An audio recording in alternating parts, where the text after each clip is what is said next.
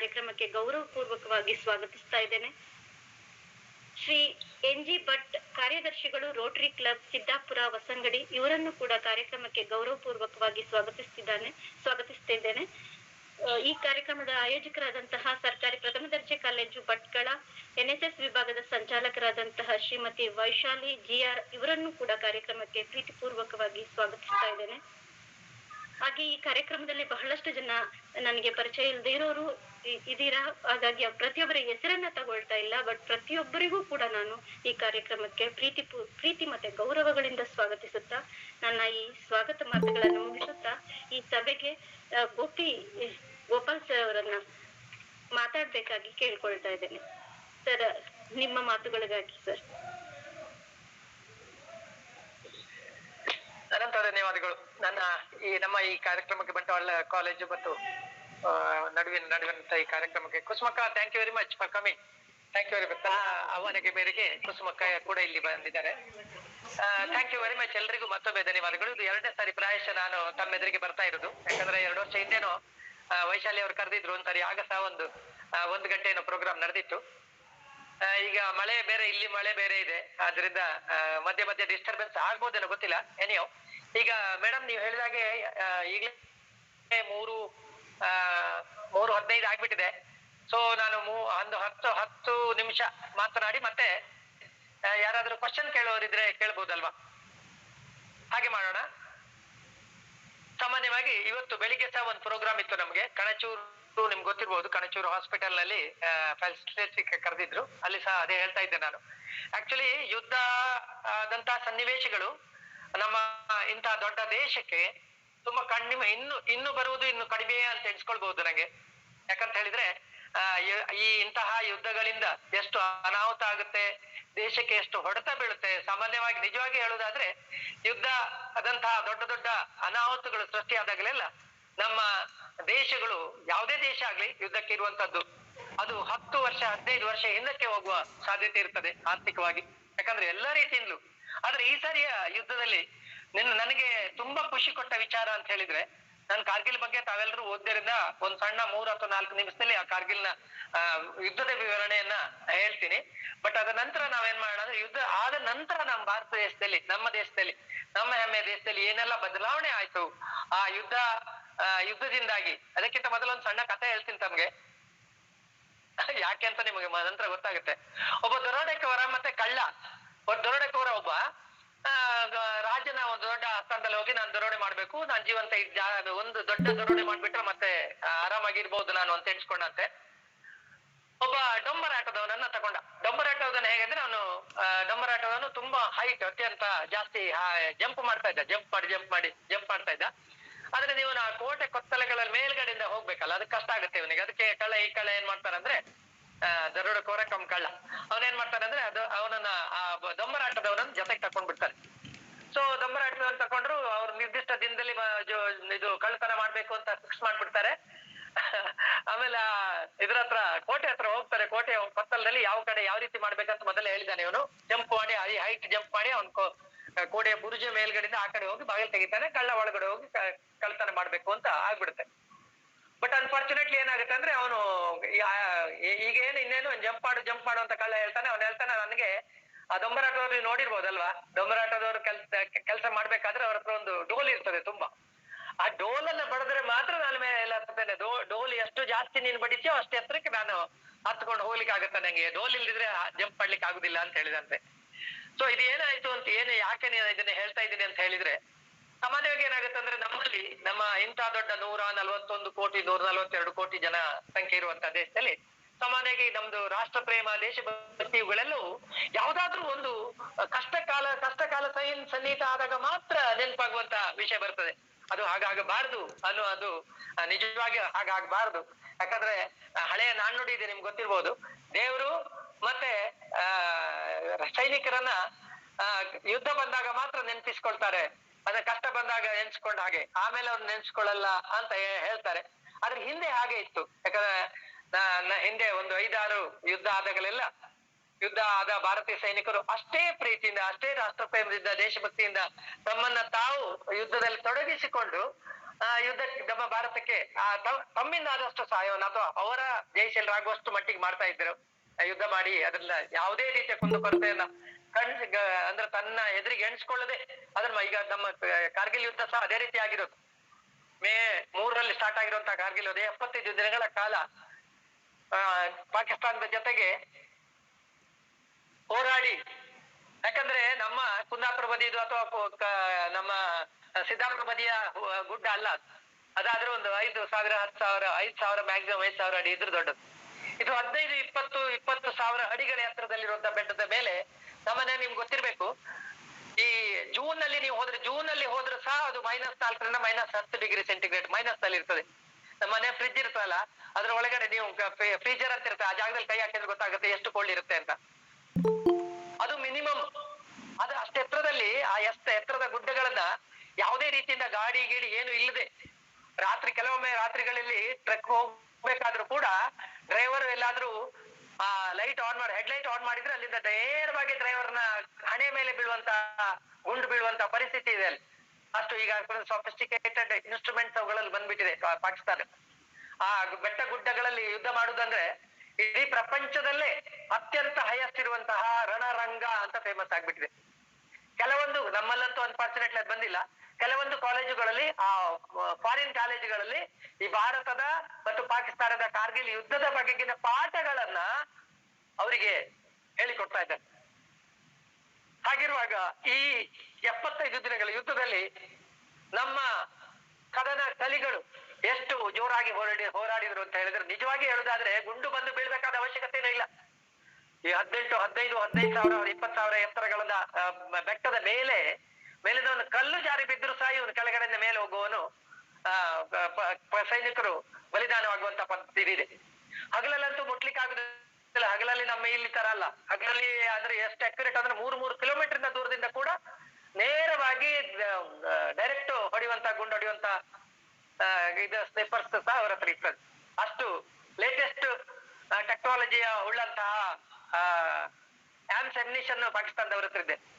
ಅವರು ಈ ಸಾಮಾನ್ಯವಾಗಿ ಚಳಿಗಾಲದಲ್ಲಿ ಮಾನಹಾನ ಪ್ರಾಣಿ ಆಗ್ಬಾರದು ಅಂತ ಭಾರತ ಮತ್ತು ಪಾಕಿಸ್ತಾನ ಒಂದು ಇದ್ ಮಾಡ್ಕೊಂಡಿರ್ತದೆ, ಅಗ್ರಿಮೆಂಟ್ ಅದಂದ್ರೆ ಲಿಖಿತ ಅಗ್ರಿಮೆಂಟ್ ಅಲ್ಲ ಅದು. ಅಕ್ಟೋಬರ್ ನವೆಂಬರ್ ನಲ್ಲಿ ಬೆಟ್ಟದ ತುದಿಯಿಂದ ಪಾಕಿಸ್ತಾನದವರು ಆ ಕಡೆ ಇಳ್ಕೊಂಡು ಹೋಗ್ತಾರೆ, ನಾವು ಈ ಕಡೆ ಇಳ್ಕೊಂಡು ಹೋಗ್ತೀವಿ. ಆದ್ರೆ 99ರಲ್ಲಿ ಆಗ್ಲಿಲ್ಲ. ಈ ಒಂದು ನಮ್ಮ 99ರ ಇದರಲ್ಲಿ ಉದ್ದಕ್ಕೆ ಹೇಳ್ತಾ ಹೋದ್ರೆ ಜಾಸ್ತಿ ಆಗತ್ತೆ, ನಿಮ್ಗೆ ಆಗಲೇ ಕತೆ ಬಗ್ಗೆ ಗೊತ್ತಿದೆ.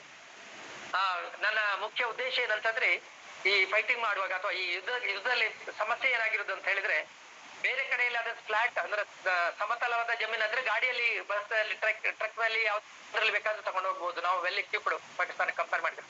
ಆದ್ರೆ ಇದೇನ್ ಮಾಡಿದ್ರು ಅಂದ್ರೆ ಬಾರ್ಡರ್ ನಲ್ಲಿ ಆಗ್ಲೇ ನಮ್ಮ ಬಂಕರ್ಗಳನ್ನ ಅವ್ರು ವಶಪಡಿಸ್ಕೊಂಡು ಕೂತ್ಕೊಂಡ್ ಬಿಟ್ಟಿದ್ರು. ಬೆಟ್ಟದ ಮೇಲಿನಿಂದ ಇದ್ದವರಿಗೆ ಶತ್ರುಗಳಿಗೆ ಅವರು ಒಂದು ದೊಡ್ಡ ಅಂದ್ರೆ ಭದ್ರತಾ ಸಿಬ್ಬಂದಿ ಇದ್ದಾಗೆ, ಕಂಪ್ಲೀಟ್ ಭದ್ರತೆ ಇದ್ದಾಗೆ. ಮೇಲ್ಗಡೆಯಿಂದ ನಾವು ಒಂದು ಹೆಜ್ಜೆ ಕೆಳಗಡೆ ಹಾಕೋದಾದ್ರೂ ಮೇಲ್ಗಡೆಯಿಂದ ಗುಂಡೊಡೆದ್ರೆ ಒಂದು ಸತ್ತೋಗ್ಬಿಡ್ತಾರೆ ನಮ್ಮ ಸೈನಿಕರು. ಆದ್ರೆ ನಮಗೆ ಕಷ್ಟ ಆಗ್ತದೆ, ಅವ್ರಿಗೆ ಕಷ್ಟ ಆಗುದಿಲ್ಲ. ಅವರು ಆಗ್ಲೇ ಅಲ್ಲಿ ಕಂಪ್ಲೀಟ್ ಎಷ್ಟು ಬೇಕೋ ಅಷ್ಟೆಲ್ಲ ಚೆಕ್ ಮಾಡಿ ಕೂತ್ಕೊಂಡಿದ್ದಾರೆ. ಅದ್ರ ಜೊತೆಗೆ ನಮ್ಮ ಭಾರತ ಸರ್ಕಾರ ಏನ್ ಹೇಳುತ್ತೆ ಅಂತ ಹೇಳಿದ್ರೆ, ನೀವು ನಮ್ಮ ಗಡಿ ರೇಖೆಯನ್ನ ದಾಟಿ ಆ ಕಡೆ ನೀವು ಹೋಗ್ಲಿಕ್ಕಿಲ್ಲ ಅಂತ. ಆ ಕಡೆ ಹೋದ್ರೆ ಏನಾಗುತ್ತೆ ಅಂದ್ರೆ, ಈ ಟಾಪ್ ಜಾಗ ಇದೆಯಲ್ಲ ಅವ್ರದ್ದು, ಅವರು ಆಗಲೇ ಆಕ್ರಮಿಸಿಕೊಳ್ಳದಂತ ಜಾಗ, ಅಲ್ಲಿಂದ 150 ಕಿಲೋಮೀಟರ್ ಸ್ಕರ್ದು ಅನ್ನುವಂತ ಪಾಕಿಸ್ತಾನದ POK ಇದೆ. ಅಲ್ಲಿಂದ ಅವ್ರು ಬೇಕಾದಷ್ಟು ಆರಾಮಾಗಿ ತಗೊಂಡ್ ಬರ್ಬೋದು. ನಮ್ಗೆ ಅವರು ಬೆಟ್ಟದ ಮೇಲಿದ್ದಾರೆ, ಅವ್ರನ್ನ ಹಿಡಿಲಿಕ್ಕೆ ಸಹ ಕೆಳಗಡೆಯಿಂದ ಅಷ್ಟು 10,000 15,000 ವೆಹಿಕಲ್ ಯಾವ್ದಿಲ್ಲ, ನಾವು ನಡ್ಕೊಂಡ ಮೇಲೆ ಹೋಗ್ಬೇಕು. ಅವನಿಗೆ ಬೇಕಾದ ಮದ್ದು ಗುಂಡುಗಳನ್ನು ತಗೊಂಡು ಹೋಗ್ಬೇಕು, ತನಗೆ ಬೇಕಾದ ಆಹಾರ ಸಾಮಗ್ರಿಗಳನ್ನು ತಗೊಂಡು ಹೋಗ್ಬೇಕು. ಅಷ್ಟೆಲ್ಲ ಮಾಡ್ಕೊಂಡು ಕೂಡ ನಮ್ಮ ಸೈನಿಕ ಅಲ್ಲಿ ಮೇಲ್ಗಡೆ ಪಾಕಿಸ್ತಾನದ ಸೇನೆ ಎದುರುಗಡೆ ತಾನು ಯುದ್ಧ ಮಾಡಿ ಅಷ್ಟನ್ನು ಪಾಕಿಸ್ತಾನ ಸೇನೆಯನ್ನ ಆ 75 ದಿನಗಳಲ್ಲಿ ಅವ್ರನ್ನ ವಾಪಸ್ ಓಡಿಸಿಬಿಟ್ಟಿದ್ದಾರೆ. ಯಾಕಂದ್ರೆ ನಿಮ್ಗೆ ಗೊತ್ತಿರ್ಬೋದು, ಜಮ್ಮು ಕಾಶ್ಮೀರದ ಏರಿಯಾ ಎಲ್ಲ ಕಂಪ್ಲೀಟ್. ಕಾರ್ಗಿಲ್ ಅನ್ನೋದು ಒಂದು ಸಣ್ಣ ಜಾಗ, ಅದೇನು ಅಷ್ಟ ದೊಡ್ಡದಲ್ಲ. 4 ಸಪರೇಟ್ ಜಾಗ. ಈ ನಮ್ಮ ಕುಂದಾಪುರದಂತದ್ದು 4-5 ಜಾಗ ನೋಟ್ ಸೇರ್ಕೊಂಡ್ರೆ ಹಾಗೆ ಆಗಿ. ಆದ್ರೆ ಬೆಟ್ಟ ಪ್ರದೇಶ ಆದ್ರಿಂದ ಈಗ ನಮಗೆ ಯುದ್ಧ ನಡೆದಂತ ಇದು ಉದ್ದ ಅಂದ್ರೆ ಬರೇ 150 ಕಿಲೋಮೀಟರ್ ಮಾತ್ರ. ನೀವ್ ಎಣಿಸ್ಕೊಳ್ಬಹುದು 150 ಕಿಲೋಮೀಟರ್ ಮಾತ್ರ ಅಂತ. ಆದ್ರೆ ಬೆಟ್ಟದ ತುದಿಯಲ್ಲಿ ಆಗಿರೋದ್ರಿಂದ ಅದು ಅಷ್ಟು ಅವರಿಗೆ ತಲುಪಲಿಕ್ಕೆ ಅಥವಾ ಇದ್ ಮಾಡ್ಲಿಕ್ಕೆ ಕಷ್ಟ ಆಗುತ್ತೆ. ಆದ್ರಿಂದ ಇಂತಹ ಕಷ್ಟಕರ ಸ್ಥಿತಿಯಲ್ಲಿ ಕೂಡ ನಮ್ಮ ಭಾರತದ ರಾಷ್ಟ್ರ ಧ್ವಜದ ಏಕತೆಗೆ ವಿಮಾನಕ್ಕೆ ಭಂಗ ತರದ ಹಾಗೆ ಪಾಕಿಸ್ತಾನದ ಸೈನಿಕರನ್ನು ಹಿಮ್ಮೆಟ್ಟಿಸಿದಂತ, ಅಂದ್ರೆ ಕಳೆದ ಶತಮಾನದ 1999ರಲ್ಲಿ ಲಾಹೋರ್ ಸಂಧಾನದ ನೆರಳಿನಲ್ಲಿ ಜಮ್ಮು ಕಾಶ್ಮೀರದ ಒಂದು ಪುಟ್ಟ ಹಳ್ಳಿಯ ಬಳಿ ದೊಡ್ಡದೊಂದು ಯುದ್ಧ ಆರಂಭವಾಗಿತ್ತು. ಮುಜಾಹಿದೀನ್ ಯೋಧರ ಮಾರುವೇಷದಲ್ಲಿ ಬಂದ ಬೆಟ್ಟಗಳನ್ನೇರಿ ಬಂದ ಪಾಕಿಸ್ತಾನಿ ಸೈನಿಕರು ಭಾರತಕ್ಕೆ ಸೇರಿದ 106 ಚದರ ಕಿಲೋಮೀಟರ್ ವಿಸ್ತೀರ್ಣದ ಪರ್ವತೀಯ ನೆಲೆಗಳನ್ನು ವಶಪಡಿಸಿಕೊಂಡು ಬಿಟ್ಟಿದ್ರು. ಭಾರತದ ನೆತ್ತಿಯ ಮೇಲೆ ಬಂದೂಕು ಹಿಡಿದು ಶತ್ರುವಿನ ಜಾಲಕ್ಕೆ ಕಾಶ್ಮೀರವೇ ಕಳಚಿಕೊಳ್ಳುವಂತ ಒಂದು ಕಷ್ಟಕರ ಪರಿಸ್ಥಿತಿ ಕೂಡ ಬಂದಿತ್ತು. ಯಾಕಂದ್ರೆ ಅದು ಅವರು ಕೊಳ್ಳುವಂತ ಕಟ್ಟುನಿಟ್ಟಿನ ಜಾಗದಲ್ಲಿ ಇದ್ದದ್ದು ಅಂದ್ರೆ ಆ 150 ಕಿಲೋಮೀಟರ್ ಒಂದೇ ನಮ್ಮ ನ್ಯಾಷನಲ್ ಹೈವೇ ಇದೆಯಲ್ಲ, ಆ ರಸ್ತೆಯನ್ನು. ಆದ್ರೆ ಯಾವುದೇ ಒಂದು ಪರಿಸ್ಥಿತಿಯಲ್ಲಿ ಕೂಡ ನಾವು ಹಗಲಲ್ಲಂತೂ ಯಾವುದೇ ವೆಹಿಕಲ್ ತಗೊಂಡು ಹೋಗ್ಲಿಕ್ಕೆ ಆಗುದಿಲ್ಲ. ವೆಹಿಕಲ್ ಹೋದ್ರೆ ಯಾವುದೇ ವೆಹಿಕಲ್ ಕೂಡ, ಯಾಕಂದ್ರೆ 10-15 ಸಾವಿರ ಅಡಿಗಳ ಎತ್ತರದಲ್ಲಿರುವ ರೋಡು, ಅಲ್ಲಿಂದ ನೀವು ಒಂದೇ ಒಂದು ಗುಂಡು ಸಾಕು ಆ ಗಾಡಿಯನ್ನು ಇಡೀ ನಮ್ಮ ವಾಹನವನ್ನ 18,000 ಅಡಿಗೆ ತಂದು ಬಿಡ್ಲಿಕ್ಕೆ, ಕೆಳಗಡೆ ಬಿಡ್ಲಿಕ್ಕೆ. ಅಲ್ಲಿ ಬಿಡಿ ಒಂದು ಮೂಳೆ ಸಹ ಸಿಗ್ಲಿಕ್ಕಿಲ್ಲ ಅಂತ ಪ್ರದೇಶ. ರಾತ್ರಿಗೆ ಹೋಗುವಾಗ ನೀವು ಆಲೋಚನೆ ಮಾಡ್ಕೊಳ್ಬಹುದು, ಟ್ರಕ್ ಹೋಗುವಾಗ ಡ್ರೈವರ್ ಗಾಡಿ ಬಿಟ್ಕೊಂಡು ಹೋಗ್ತಾ ಇರ್ತಾನೆ, ಅವನ ಹೆಡ್ಲೈಟ್ ಆನ್ ಮಾಡುವಂಗಿಲ್ಲ, ಅಷ್ಟು ಕಡಿದಾದ ಪ್ರದೇಶ. ಆದ್ರೂ ಕೆಲವು ಕಡೆಯಲ್ಲೆಲ್ಲ ಕಷ್ಟ ಜಾಗದಲ್ಲಿ ನಮ್ಮ ಸೈನಿಕರು ಟಾರ್ಚರ್ ಹಿಡಿದು ಟ್ರಕ್ ಅನ್ನು ತಗೊಂಡು ಹೋಗ್ತಾ ಇದ್ರು. ಅಂದ್ರೆ ಅವ್ರು ಎಷ್ಟು ಕಷ್ಟಪಟ್ಟಿರ್ಬೋದು ಆಲೋಚನೆ ಮಾಡ್ಕೊಳ್ಳಿ. ಅಂದ್ರೆ ಶತ್ರು ನೆಲೆಯನ್ನ ತಲುಪಲಿಕ್ಕೆ ಬೆಟ್ಟವನ್ನ ಹತ್ಕೊಂಡ್ ಮೇಲೆ ಹೋಗ್ಬೇಕಾಗತ್ತೆ. ಆ ಬೆಟ್ಟವನ್ನ ಹತ್ಕೊಂಡ್ ಮೇಲೆ ಹೋಗುವಾಗ ಅವ್ರಿಗೆ ಹೇಳ್ತಾ ಇದ್ರಂತೆ, ಕೆಲವು ಸೈನಿಕರು ಹೇಳ್ತಾ ಇದ್ರಂತೆ, ಸರ್ ನಮ್ಗೆ ಊಟಕ್ಕೆ ಏನು ಕೊಡುದು ಬೇಡ, ಅದ್ರ ಬದಲೇ ಬದ್ದುಗುಂಡನ್ನು ಕೊಡಿ. ಊಟ ಆಹಾರ ಇಲ್ಲದೆ ಒಂದ್ ದಿವಸ ಬೇಕಾದ್ರೆ ನಾವು ಇರ್ಬೋದು, ಆದ್ರೆ ಯುದ್ಧ ಕಾಲದಲ್ಲಿ ಮದ್ದುಗುಂಡುಗಳಿಲ್ಲದೆ ಇರ್ಲಿಕ್ಕೆ ಸಾಧ್ಯ ಇಲ್ಲ. ಅದರಿಂದ ಇಷ್ಟು ಕಷ್ಟಪಟ್ಟು ಕೂಡ ಅವರ ಕಷ್ಟದ ಬಗ್ಗೆ ಒಂದು 2 ನಿಮಿಷ ನಾನು ಹೇಳ್ತೀನಿ, ಎಷ್ಟು ಕಷ್ಟ ಆಗಿರ್ಬೋದು ಅಂತ ನಿಮ್ಮ ಊಹನೆಗೆ ಬಿಟ್ಟದ್ದು. ಭಾರತ ಮಾನಸಿಕವಾಗಿ ಯುದ್ಧಕ್ಕೆ ಖಂಡಿತವಾಗಿಯೂ ಸಿದ್ಧವಾಗಿರ್ಲಿಲ್ಲ. ಅತಿಕ್ರಮಣಕಾರಿಗಳು ಗಡಿ ನಿಯಂತ್ರಣ ರೇಖೆ ದಾಟಿ ನಮ್ಮ ಸೇನೆಯ ಮೇಲೆ ದಾಳಿ ನಡೆಸಿದಾಗ ಇಡೀ ದೇಶವೇ ಆಘಾತಗೊಂಡಿತು. ಅನಿರೀಕ್ಷಿತ ದಾಳಿಗೆ ನಮ್ಮ ಕೆಲವು ಸೈನಿಕರು ಪ್ರಾರಂಭದಲ್ಲಿ ಬಲಿಯಾದರು, ಆದರೆ ಅನಂತರ ನಡೆದದ್ದೇ ಬೇರೆ. ಮೈಕೊಡವಿ ಮೇಲೆದ್ದ ನಮ್ಮ ಸೈನ್ಯ ಶತ್ರುಗಳನ್ನು ಸದೆಬಡಿದು ಗಡಿಯಾಚೆ ತೊಲಗಿಸುವವರೆಗೆ ವಿಶ್ರಮಿಸಲಿಲ್ಲ. ಸೀಮಿತ ಯುದ್ಧೋಪಕರಣ, ಪ್ರತಿಕೂಲ ಹವೆ, ಪಾಕ್ ವೈರಿಪಡೆಯ ಅತ್ಯಾಧುನಿಕ ಶಸ್ತ್ರಾಸ್ತ್ರಗಳು ಯಾವುದಕ್ಕೂ ನಮ್ಮ ಯೋಧರು ಹೆದರಿ ಕಂಗೆಡಲಿಲ್ಲ.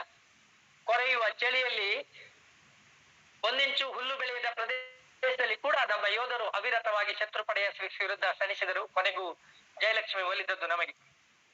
ನಮ್ಮ ಸಾಧನೆಗಳ ಕೊರತೆಗಳು ನಮ್ಮ ಧೀರ ಯೋಧರನ್ನು ಕಂಗೆಡಿಸಲಿಲ್ಲ. ಧೈರ್ಯ, ಪರಾಕ್ರಮ, ದೃಢ ನಿರ್ಧಾರಗಳೇ ಅವರ ಪ್ರಬಲ ಅಸ್ತ್ರಗಳಾದವು.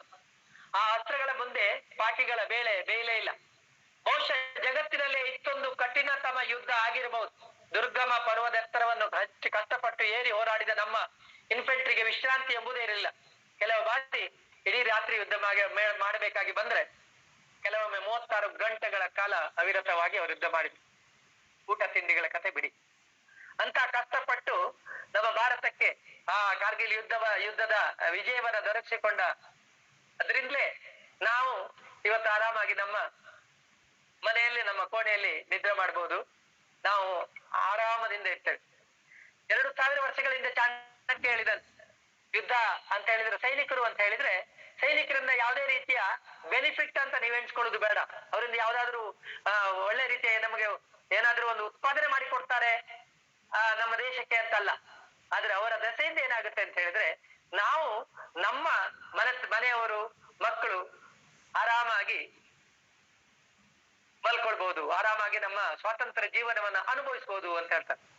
ಯಾವುದೇ ಸೈನಿಕ ಕೂಡ ದೇಶದ ಆರ್ಥಿಕ ಪರಿಸ್ಥಿತಿಗೆ ಅಥವಾ ತಮ್ಮ ಇವನು ಹೇಳ್ತಾನೆ, ದೇಶಕ್ಕೋಸ್ಕರ ಏನಾದ್ರು ತಂದು ದವಸ ಧಾನ್ಯಗಳನ್ನು ಅಥವಾ ಇದನ್ನು ಟ್ಯಾಕ್ಸ್ ಅನ್ನು ಕಟ್ಟುವುದಿಲ್ಲ. ಟ್ಯಾಕ್ಸ್ ಅಂತೂ ನಾವು ಕಟ್ತೀವಿ, ದವಸ ಧಾನ್ಯಗಳನ್ನು ತಂದು ಕೊಡುವುದಿಲ್ಲ. ಆದ್ರೆ ಅದ್ರ ಬದಲಾಗಿ ಸಾಮಾನ್ಯ ಜನರು ಕೂಡ ನೆಮ್ಮದಿಯಿಂದ ನಿದ್ರೆ ಮಾಡುವ ಹಾಗೆ ತನ್ನ ಕಣ್ಣಲ್ಲಿ ಎಣ್ಣೆ ಇಟ್ಟು ತನ್ನ ಇಂಧನ ನಮ್ಮೆಲ್ಲರ ನಾಳೆಗಾಗಿ ತನ್ನ ಜೀವನವನ್ನೇ ಅವನು ಬಲಿ ತಗೊಳ್ತಾನೆ. ಅದರ ನಂತರ ಇದು ಭಾರತದ ನಾನು ಕಾಲೇಜಲ್ಲೆಲ್ಲ ಹೋಗ್ತಾ ಇರುವಾಗ ಹೇಳ್ತೀನಿ, ಭಾರತ 4ನೇ ನಂಬರು 3ನೇ ನಂಬರು ಅಂತ ಹೇಳಿ ಸೈನ್ಯದಲ್ಲ. ನಮ್ಮ ಭಾರತ ಯಾವಾಗ್ಲೂ ನಂಬರ್ 1 ಇದೆ. ಯಾಕಂದ್ರೆ ನೀವು ಎಣಿಸ್ಕೊಂಡಿರ್ಬೋದು, ಇತ್ತೀಚೆಗೆ ನಡೆದ ವಿದ್ಯಮಾನಗಳ ಪ್ರಕಾರ ಚೈನಾವನ್ನೇ ಹಿಮ್ಮೆಟ್ಟಿಸಿದಂತ ಭಾರತ, ಚೈನಾ ನಂಬರ್ 1 ಇದ್ರೆ ನಾವ್ ಎಲ್ಲಿಗೆ ಹೋಗ್ತೀವಿ? ನಾವು ನಂಬರ್ 1 ಆಗ್ತೀವಿ ತಾನೆ. ಅಂತ ಒಂದು ಹೆಮ್ಮೆಯ ಭಾರತ ಸೇನೆ ನಾನು ಹೆಮ್ಮೆಯ ಭಾರತ ಸೇನೆಯಲ್ಲಿ 25 ವರ್ಷ ಕೆಲಸ ಮಾಡಿದ್ದೆ ಅಂತ ಹೇಳುದು ನನಗೆ ತುಂಬಾ ತುಂಬಾ ಖುಷಿ ಕೊಟ್ಟ ಸಂಗತಿ.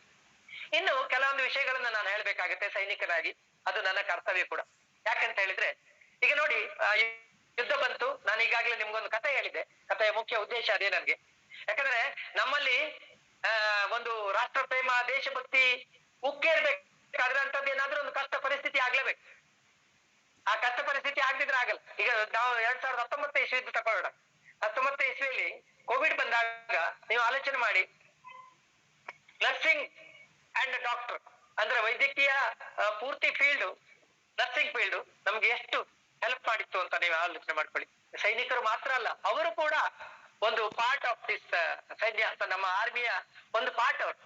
ಯಾಕಂದ್ರೆ ಡಾಕ್ಟರು, ನರ್ಸ್ಗಳು ಶುಶ್ರೂಷೆ ನಮ್ಮನ್ನ ಮಾಡದೇ ಇದ್ರೆ ಇಡೀ ಇಡೀ ಪ್ರಪಂಚವೇ ಶೂನ್ಯವಾಗಿರುವಂತ ಪರಿಸ್ಥಿತಿ ತಲುಪಿರುವಾಗ, ಸ್ಟನ್ ಆಗಿರುವಂತ ಪರಿಸ್ಥಿತಿ ತಲುಪಿರುವಾಗ ಭಾರತ ಎದ್ದು ನಿಂತದ್ದು, ಚಿಗಿದೆದ್ದು ನಿಂತದ್ದು ಬೇಗ.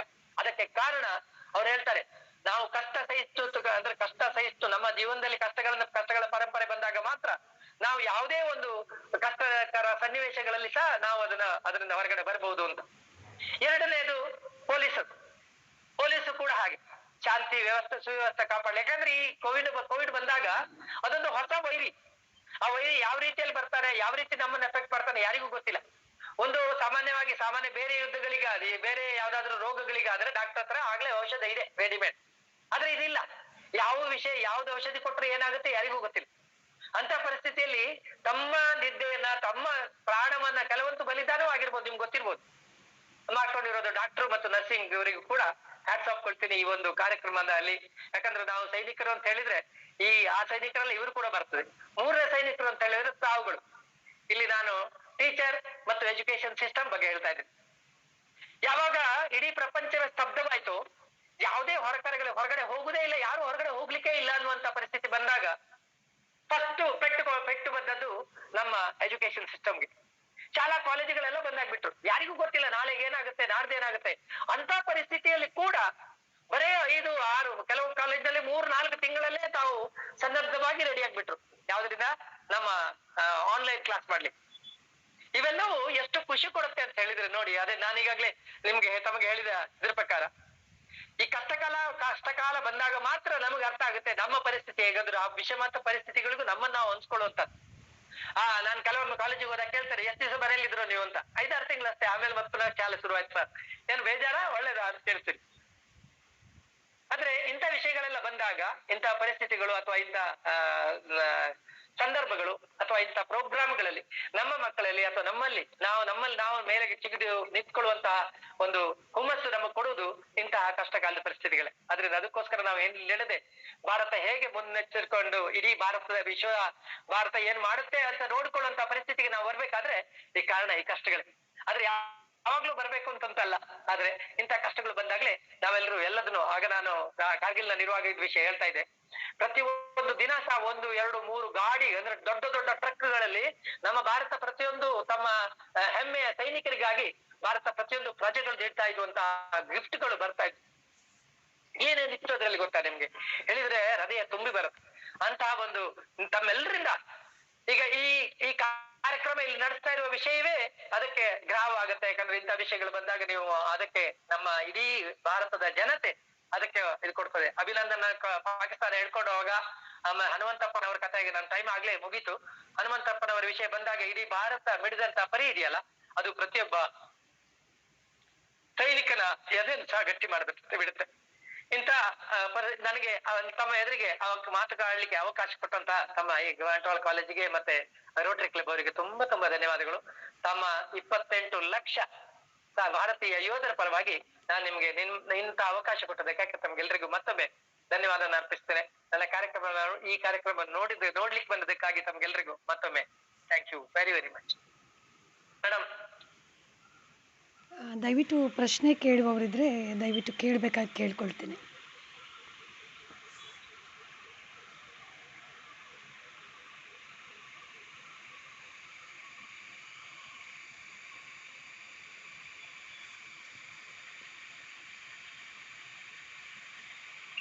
ಕೌಶಿಕ್ ಅವರು ಹೇಳಿ. ಸರ್ ನಮಸ್ತೆ. ಹೇಳಿ ಸರ್. ಬಹಳ ಸಂತೋಷ ಸರ್, ಖಂಡಿತ ಬಹಳ ಸರ್. ಚೆನ್ನಾಗಿ ಖಂಡಿತ, ನಮಸ್ತೆ. ನಮ್ಮ ಕಣ್ಣು ಮುಂದೆ ತಂದಿದ್ದೀರಿ ನಮ್ಮ ಕಾರ್ಗಿಲ್ ಯುದ್ಧದ ಥ್ಯಾಂಕ್ ಯು ವಿಜಯೋತ್ಸವದ ಸರ್, ಥ್ಯಾಂಕ್ ಯು. ನೆನಪುಗಳನ್ನ. ಅದರಂತೆ ವಾಪಸ್ ವಿ ಆರ್ ಬ್ಯಾಕ್ ಇನ್ 2019 ಅನ್ಸ್ತಾ ಇದೆ. ಪುನಃ ಎಲ್ಲರ ಮುಖವನ್ನ ಮೊಬೈಲ್ ನಲ್ಲಿ ಕಾಣಿಸ್ತಾ ಇದೆ. ಹೌದು sir. And I just, out of curiosity, just wanted to know your role in that war room, sir. What was happening in those days? ಎಷ್ಟು ದಿನಗಳ ಕಾಲ ನೀವು? ಸರ್ ನಾನು ಹೇಳ್ತೀನಿ ಸರ್. ಇಂಜಿನಿಯರ್ಸ್ ಅಂತ ಸರ್, ನಾವು ಇಂಜಿನಿಯರ್ಸ್ ಅವ್ರ ಮುಖ್ಯ ಉದ್ದೇಶ ಏನಂತಾರೆ, ನಾವು ಮೈನ್ಸ್ ಅನ್ನ ಹಾಕ್ತೀವಿ, ಬೇಕಾದಾಗ ಮೈನ್ಸ್ ಅನ್ನು ತೆಗಿತೇವೆ. ರಸ್ತೆ ಮತ್ತು ಬ್ರಿಡ್ಜ್ ಗಳನ್ನ ಮಾಡುದು, ಆ ಸಾಮಾನು ಸರಂಜಾಮುಗಳನ್ನು ತಲುಪಿಸಿಕೊಡುದು ನಮ್ಮ ಜವಾಬ್ದಾರಿ ಆಗಿರುತ್ತೆ. ನಾನು ಮೂಲತಃ ಸಿವಿಲ್ ಇಂಜಿನಿಯರ್ ಆದ್ರಿಂದ ನಾನು ಕಷ್ಟಪಟ್ಟು ಹೋಗ್ತೀನಿ ಅಂತ ಹೇಳಿದ್ರು ಸರ್, ನನ್ನನ್ನ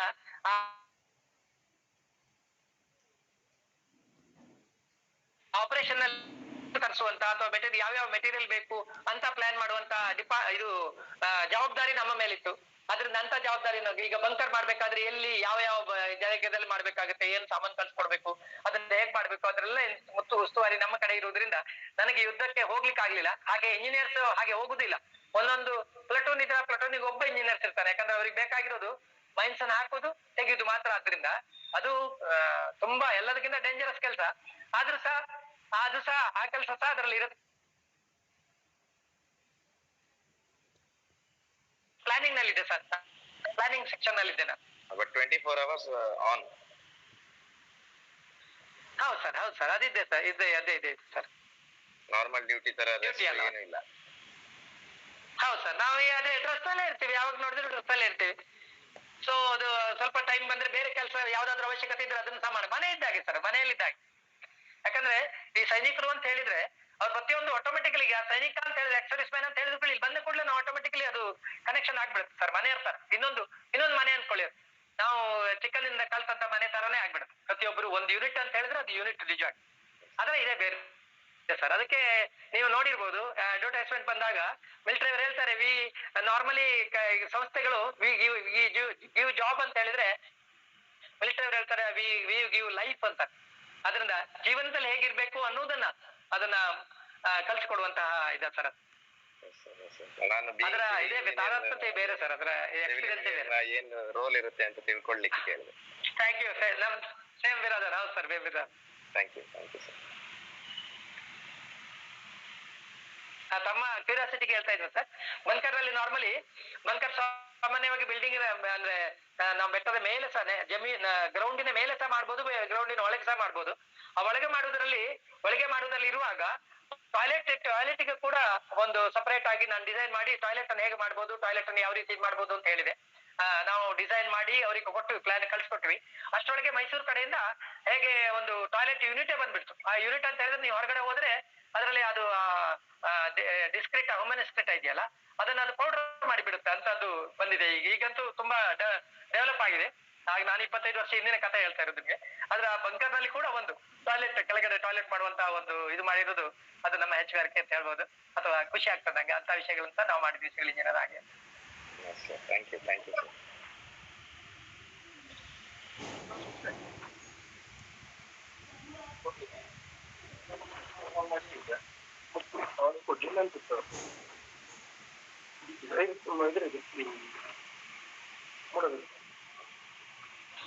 ವೈಶಾಲಿ ಮೇಡಮ್ ಯಾರು ಟೇಕ್ ಓವರ್ ಮಾಡ್ತಿದ್ದಾರೆ ನೆಕ್ಸ್ಟ್? ಇನ್ಯಾರಾದ್ರೂ ಪ್ರಶ್ನೆಗಳನ್ನ ಕೇಳೋದಿದ್ರೆ ದಯವಿಟ್ಟು ಕೇಳಬೇಕಾಗಿ ವಿನಂತಿಸ್ತೇನೆ.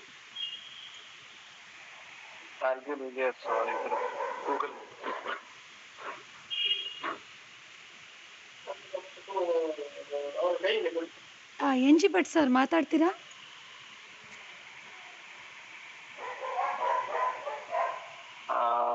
ತುಂಬಾ ಖುಷಿ ಆಯ್ತು ಸರ್ ತಮ್ಮ ಮುಖ ನೋಡಿ. ನಮ್ಗೆ ಇಷ್ಟು ದಿವಸ ನಾವು ಕಾರ್ಗಿಲ್ ಅಂದ್ರೆ ಟಿವಿಲಿ ನೋಡ್ತಿದ್ವಿ, ತಮ್ಮ ಮುಖ ನೋಡಿದ್ರೆ ನಮ್ಗೊಂದು ಸೌಭಾಗ್ಯ. ಮತ್ತೆ ಈ ತರ ಪ್ರೋಗ್ರಾಮ್ ಅರೇಂಜ್ ಮಾಡಿದಂತ ವೈಶಾಲಿ ಮೇಡಮ್ ಹಾಗೂ ತುಂಬಾ ಧನ್ಯವಾದ. ಯಾಕೆ ಅಂತಂದ್ರೆ ಸಮಾಜದಲ್ಲಿ ಒಂದು ಸೈನಿಕರು ಎಷ್ಟು ಕಷ್ಟ ಪಡ್ತಾರೆ ಅನ್ನೋದನ್ನ ತಿಳುವಳಿಕೆ ಮೂಡಿಸೋದ್ರ ಮೂಲಕ ಸಮಾಜದಲ್ಲಿ ಅವರಿಗೆ ಗೌರವ ಹೆಚ್ಚಾಗ್ಬೇಕು, ಮತ್ತೆ ಯುದ್ಧದಲ್ಲಿ ಮಡಿದಂತವರ ಕುಟುಂಬಕ್ಕೆ ನಾವು ಗೌರವ ಸಲ್ಲಿಸ್ಬೇಕು, ಅವರನ್ನ ನಾವು ಐಡೆಂಟಿಫೈ ಮಾಡ್ಬೇಕು, ಅವ್ರನ್ನ ನಾವು ಪೂಜೆ ಮಾಡ್ಬೇಕು ಅನ್ನೋದು ನನ್ನ ಅಭಿಪ್ರಾಯ. ಈ ತರ ಕಾರ್ಯಕ್ರಮಗಳಿಂದ ಆ ತರ ಮನೋಭಾವನೆ ಸಮಾಜದಲ್ಲಿ ಮೂಡುತ್ತೆ ಅಂತ ಹೇಳ್ತಾ ತಮ್ಮನ್ನ ನೋಡಿದ್ದಕ್ಕೆ ನಮ್ಗೆ ತುಂಬಾ ಖುಷಿಯಾಗಿದೆ. Thank you sir. Thank you sir. ಹಾಗೆ ಕೌಶಿಕ್ ಯಡಿಯಾಳ್ ಅವರಿಗೆ, ಎನ್ ಜಿ ಭಟ್ ಸರ್ ಅವರಿಗೆ ಧನ್ಯವಾದ. ಹಾಗೆ ಮಂಜುಳಾ ಮೇಡಮ್, ನೋಡಿ ನೀವು ಅಲ್ಲಿ ಹೋದಾಗ ನಿಮ್ಗಾದಂಥ ಅನುಭವ ಶೇರ್ ಮಾಡೋದಾದರೆ ಮಾಡಿ. ನೀವು ಕಾರ್ಗಿಲ್ಗೆ ಭೇಟಿ ಮಾಡಿದ್ರಲ್ಲ ಸರ್, ಅದ್ ನನ್ಗೆ ಅದ್ರ ಬಗ್ಗೆ ಏನು ಗೊತ್ತಿಲ್ಲ. ಬಟ್ ನಾವು ಒಂದು ಟ್ರಿಪ್ ಮಾಡಿದ್ವಿ. ನಾವು ಒಂದು PhD ಮಾಡೋಂತ 5 ಜನ ಸ್ಟೂಡೆಂಟ್. ಆಗ ನಾವು ಲೇಹ್ ಲಡಾಖ್ ಹೋಗ್ಬೇಕಾದ್ರೆ ಕಾರ್ಗಿಲ್ ಅಲ್ಲಿ ಬರುತ್ತಲ್ವಾ, ಸೊ ಅಲ್ಲಿ ಹೋಗಿ ಅಲ್ಲಿ ಒಂದು ಪ್ರದರ್ಶನ ಮಾಡೋದಕ್ಕೊಂದು ಇದ್ ಕಟ್ಸಿದಾರಲ್ಲ, ಅಲ್ಲೆಲ್ಲ ಹೋಗಿ ಮತ್ತೆ ಪ್ರತಿಯೊಬ್ಬ ಸೈನಿಕರಿಗೂ ಕಟ್ಸಿರುವಂತ ಅವ್ರ ಹೆಸರು, ಮತ್ತೆ ಅಲ್ಲಿ ಬಹಳ ಒಳ್ಳೆ ಪ್ರದರ್ಶನ, ವಸ್ತು ಪ್ರದರ್ಶನಗಳು. ಅದ್ರಲ್ಲಿ ಪಾಕಿಸ್ತಾನ ಇವ್ರು ಗೆದ್ದಾಗ ಟೈಗರ್ ಹಿಲ್ಸ್ ಅಲ್ಲಿ, ಸರಿ ಟೈಗರ್ ಹಿಲ್ಸ್ ಬಗ್ಗೆ ಸ್ವಲ್ಪ ಹೇಳಿದ್ರು. ನನ್ಗೆ ಅದ್ರ ಬಗ್ಗೆ ಬಹಳ ಕ್ಯೂರಿಯಾಸಿಟಿ ಇದೆ. ಬೇರೆ ಬೇರೆ ಬೆಟ್ಟಗಳ ಹೆಸರಿದೆ, ಅದ್ರಲ್ಲೂ ಟೈಗರ್ ಹಿಲ್ಸ್ ಅಲ್ಲಿ ಇವರು ವಿಜಯ ಧ್ವಜವನ್ನ ಹಾರಿಸಿದ್ದು ಮತ್ತೆ ಅಂತಿಮವಾಗಿ ಅಲ್ಲಿ ಗೆದ್ದಿದ್ದು ಅಂತ ಹೇಳ್ತಾ ಇದ್ದಾರೆ. ನಾನು ಈಗಾಗಲೇ 4 ಪ್ಲೇಸ್ ಸಪರೇಟ್ ಇತ್ತಲ್ಲ, ಅದ್ರ ಟೈಗರ್ ಹಿಲ್ಸ್ ಅತ್ಯಂತ ಎತ್ತರವಾದ ಸ್ಥಳ. ಆಕ್ಚುಲಿ ಎತ್ತರವಾದ ಸ್ಥಳ ಆದ್ರಿಂದಲೇ ಅದು ಮತ್ತೆ ಕಡಿದಾದ್ದು ಕೂಡ. ಅದ್ರ ಮೇಲೆ ಹತ್ಕೊಂಡು ಹೋಗ್ಲಿಕ್ಕೆ ತುಂಬಾ ಕಷ್ಟ ಇದೆ. ಅದರಿಂದ ಮತ್ತೆ ಇವರು ಪಾಕಿಸ್ತಾನದವರು ತಮ್ಮ ಶಸ್ತ್ರಾಸ್ತ್ರಗಳ ಒಂದು ಇದನ್ನ ಆಗಾರವನ್ನೇ ಅಲ್ಲಿ ಮಾಡಿ ಇಟ್ಕೊಂಡಿದ್ರು. ಅದರಿಂದ ಸಣ್ಣ ಸಣ್ಣ ಗುಡ್ಡಗಳನ್ನು ದಾಟ್ತಾ ಮೇಲ್ಗಡೆ ಹೋಗ್ಬೇಕಾಗತ್ತೆ. ಅನ್ಫಾರ್ಚುನೇಟ್ಲಿ ಸಣ್ಣ ಗುಡ್ಡಗಳನ್ನ ಅಲ್ಲಿ ಅವರು ಯಾವ ಕಡೆ ಇದ್ದಾರೋ ಆ ಕಡೆ ನಾವು ಕವರ್ ಮಾಡ್ಲಿಕ್ಕೆ ಸಾಧ್ಯವೇ ಇಲ್ಲ. ಯಾಕಂದ್ರೆ ಅವ್ರು ಕವರ್ ಮಾಡಿ ಕೂಡ್ಲೆ ಇದು ಮಾಡ್ಬಿಡ್ತಾರೆ, ಗುಂಡ ಹಾಕಿ ಬಿಡ್ತಾರೆ ಅಲ್ಲಿಗೆ. ಯಾಕಂದ್ರೆ ಲೇಟೆಸ್ಟ್ ಶಸ್ತ್ರ ಇದೆಲ್ಲ ಅವರ ಹತ್ರ ಇರುವುದ್ರಿಂದ ಆ ರೀತಿ ಮಾಡ್ತಾ ಇದ್ರು. ಬಟ್ ಅಷ್ಟು ಕಷ್ಟಪಟ್ಟು ಕೂಡ ನಮ್ಮವರು ಕಡಿದಾದ ಇದನ್ನು ಸಹ, ಅದು 80 ಡಿಗ್ರಿ ಇದಿದೆ ಅಂತ ನೀವು ಆಲೋಚನೆ ಮಾಡ್ಕೊಳ್ಳಿ, ಎಷ್ಟು ಕಡಿದಾದ ಇರ್ಬೋದು ಅಂತ. ಆದ್ರೆ ನಮ್ಮ ಕಮಾಂಡರ್ಸ್ ಮತ್ತೆ ಅವರೆಲ್ಲರೂ ಅದಕ್ಕೆ ಆ ಧೈರ್ಯವನ್ನ ತಂದ್ಕೊಂಡು ತಾವು ಅದ್ರ ಮೇಲೆ ಹತ್ತಿ ಆ ಕೆಲಸ ಮಾಡಿದಕ್ಕೆ ನಾವು ನಿಜವಾಗಿ ಹ್ಯಾಟ್ಸ್ ಆಫ್ ಅಂತ ಹೇಳ್ಬೇಕು. ನಾನು ಇನ್ನೊಂದು ವಿಷಯ ಅದಕ್ಕೆ ಸಮ್ಮಿಳಿತವಾಗಿ ಇನ್ನೊಂದು ವಿಷಯ ಹೇಳ್ತೀನಿ. ಆಗ ಆ ರೀತಿ ಇತ್ತು, ಆದ್ರೆ ಈಗ ಬಹಳಷ್ಟು ಬದಲಾವಣೆಗಳಾಗಿವೆ. ಈಗ ನಮ್ಮ ಇದರಲ್ಲಿ ಪ್ರತಿ 24 ಗಂಟೆಗಳ 1 ಸೆಕೆಂಡ್ ಕೂಡ ಬಿಡದೆ ನಮ್ಮ ಡ್ರೋನ್ ಅಲ್ಲಿ ಸಂಚರಿಸ್ತಾ ಇರ್ತದೆ. ಕಂಪ್ಲೀಟ್ ಮೊದಲನಾಗೆ ಚಳಿಗಾಲ ಆದ ಕೂಡಲೇ ಕೆಳಗಡೆ ಇಲ್ಲಿ ಬರೋದು ಅಂತದ್ದೆಂತ ಇಲ್ಲ. ಈಗ ಕಂಪ್ಲೀಟ್ ಕಟ್ಟೆಚ್ಚರದಿಂದ ಕಾಯ್ತಾ ಇದ್ದಾರೆ. ಯಾಕಂದ್ರೆ ಸಿಯಾಚಿನ್ ನಮಗೆ ಮುಖ್ಯವಾಗಿರೋದು. ಅದ್ರಿಂದ ಅಂತ ರೀತಿಯಲ್ಲಿ ಆಗಿದ್ರಿಂದಲೇ ಚೈನಾ ಒಂದು ಹೆಜ್ಜೆ ಸಹ ಮುಂದಿಡ್ಲಿಕ್ಕೆ ಆಗ್ಲಿಲ್ಲ ಈ ಸಾರಿ. ಚೈನಾವೇ ಹಿಮ್ಮೆಟ್ಟಿ ಬಿಟ್ಟಿದೆ ಭಾರತೀಯರ ಇದಕ್ಕೆ ಗಟ್ಸಿಗೆ.